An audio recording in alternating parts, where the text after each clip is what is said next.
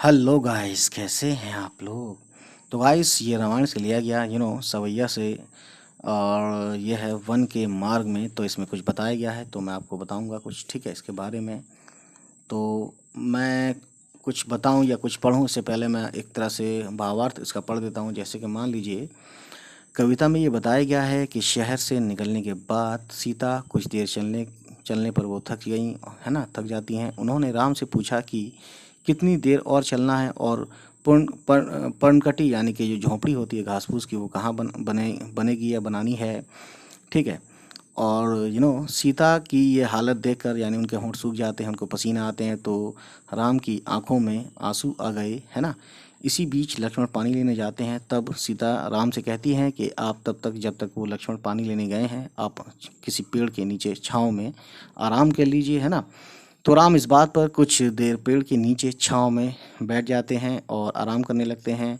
और सीता जी के जो पैर में जो कांटे लग जाते हैं, उसको, जो चुभे होते हैं, उनको निकालने लगते हैं। और ये देखकर सीता उनको जो है मोहब्बत भरी निगाह से देखती हैं, और वो खुश होती हैं, ठीक है, कि उनके पति जो है उनको कितना चाहते हैं। और इस तरीके से ये कहानी यहाँ ख़त्म हो जाती है, ठीक। बस इतनी है। तो इसमें दो पद हैं, एक ये है और एक ये है, ठीक है। तो कहने का मतलब ये है कि गाइस, इसको हम पढ़ते हैं, उसके बाद देखते हैं क्या है। पुर में निकसी रघुबीर बधु, धरि धीर दय मग में डग द्वय। झलकी भरी भाल कनी, जलकी पुट सुखी गए, मधुराधर वय। फिरी बुझती हैं चलनो अब कैतिक, यानी अब कितना चलना है। पन कटी करिहों कित है, यानी झोपड़ी किधर बनेगी, ये सब चीज़ें बोलती हैं। तय की लखी आतुरता, पिए की अखियाँ अति चारु चली, जल च्वय, यानी आंखों में आंसू भर जाना, जल च्वय, ठीक है। तो गाइस, यहाँ पे कुछ वर्ड्स हैं, ठीक है। और इसमें आप देख सकते हैं, मैं शुरू से पढ़ता हूँ, देखिए। पुरते यानी शहर या नगर, निकसे यानी निकली, रघुबीर बधु यानी सीता, है ना, रघुबीर तो वही है, राम जी। और धरी यानी कि रखना, ठीक है, धरी यानी रखना, धीर यानी धीरज, दय यानी कि, दय मतलब वही है, रखना। और मग यानी रास्ता, डग मतलब कदम, ठीक। और दय मतलब दो, ये दो है ना, दो है, इसका मतलब झलकी मतलब दिखाई देना, है ना। और कनी मतलब कण या पार्टिकल्स जिसे बोलते हैं। पुट यानी होंठ, ठीक है, ये पुट है, इसका मतलब है लिप्स या होंठ। और सूखी यानी सूखना, मधुराधर यानी सुमधुर होंठ। और बुझती, ये है ना, फिर बुझती हैं यानी फिर पूछती हैं, इसका मतलब यही हुआ। और गाइस, पनकटी यानी फलों की, सॉरी, फलों कह रहा हूँ, जंगल की कुटिया जो होती है ना, कुटिया या झोंपड़ी टाइप की कुछ रहने की जगह। करिहों यानी कब बनाएंगे, कित यानी कहाँ, ठीक है। तिये यानी पत्नी, लखी यानी देख कर, ठीक है। तो इस तरीके से गाइस देख सकते हैं इसमें। और कुछ अगले भी वर्ड्स हैं। आतुरता यानी कि बेचैनी से या बेचैन होकर। पिए यानी प्यारे या प्रिय, ठीक। और अति यानी बहुत, चारु मतलब सुंदर, ठीक है ना। तो इसमें ये सब चीज़ें हैं गाइस। कुछ वर्ड्स और भी जो रह गए हैं, जो मैं बता नहीं पाया, वो आप मुझसे कमेंट करके पूछ सकते हैं, ठीक है। तो यही सब चीज़ें हैं, है ना। अगर आपसे एग्ज़ाम में आए कि प्रसंग लिखना है, तो आप वो लिखेंगे, है ना।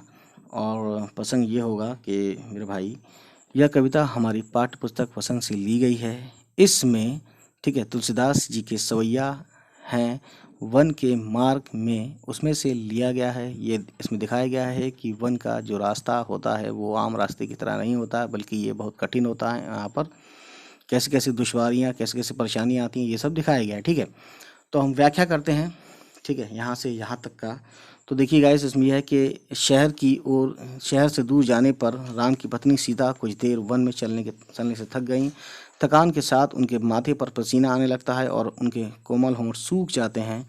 फिर वो राम से पूछती हैं कि आगे कितनी दूर और चलना है, और रहने के लिए जो कुटिया या झोंपड़ी बनानी है, वो कब बनाएंगे, कहाँ पे बनाएंगे, है ना।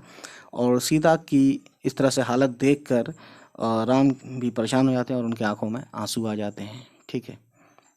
चली यानी शुरू हो गए, चलना शुरू हो गए, जल चुए आंखों में आंसू, ठीक। अब ये पढ़ता हूँ मैं। जल को गए लखनऊ हैं लारिका परीखौ, पिए छाँ घरीक हैं ढाड़े। पहुँची पसेऊ ब्यारी करों, अरु पाएँ पखारी हों, भू भूरी डाढ़ है। तुलसी रघुबीर प्रियाश्रम जानी कै, बैठी विलम्ब लौं टक काढ़े, यानी कांटा निकालने। जानकी नाह को नेह लखौ पुलको तनु, बारी बलोचन बाढ़े। अब गाइस ये इसका हम व्याख्या करें तो देखिए, जैसे इसमें यह है कि जल होता क्या है कि सीता व्याकुल मन से राम से कहती हैं कि आप तब तक किसी पेड़ के नीचे छांव में आराम कर लें। ये कब कहती हैं? जब लक्ष्मण पानी लेने के लिए कहीं जाते हैं, है ना, तो वो उनकी कहने पर वो किसी पेड़ के नीचे आराम करने लगते हैं राम जी, और उसके बाद सीता के पैरों में से जो कांटे होते हैं, चुभे होते हैं, उनको निकालने लगते हैं। ठीक है, और ये सब देखकर सीता को बहुत खुशी होती है, बहुत अच्छा लगता है उनको कि उनके जो पति हैं यानी हस्बैंड हैं वो कितना उनको चाहते हैं। ठीक, तो गाइस इतनी सी कहानी है इसमें, और ये तुलसीदास जी ने लिखा है, इनका नाम यहाँ देख सकते हैं आप। ठीक है, तो आगे फिर दूसरा कोई चैप्टर लाएंगे और उसमें हम आपसे बात करेंगे। तो अभी इतना ही, चलिए मिलते हैं, बाय बाय, टेक केयर।